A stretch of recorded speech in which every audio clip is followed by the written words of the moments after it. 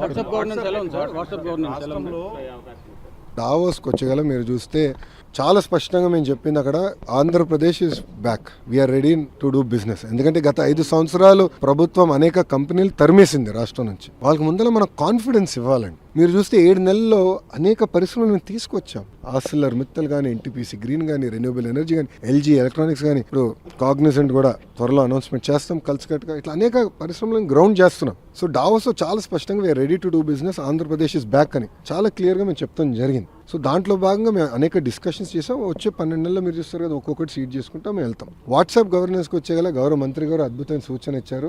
మీరు royalty collect చేయాలి అందరి దగ్గర నుంచి, వాట్సాప్ నుంచి కూడా అని మంత్రి గారు చాలా నౌతా సలహాలు ఇచ్చారు. ఎందుకు చెప్తున్నానంటే మీరు ఇప్పటికీ అనేక ట్రాన్సాక్షన్స్ జరుగుతున్నాయి, మేము కూడా నేర్చుకుంటున్నాం దానిపైన.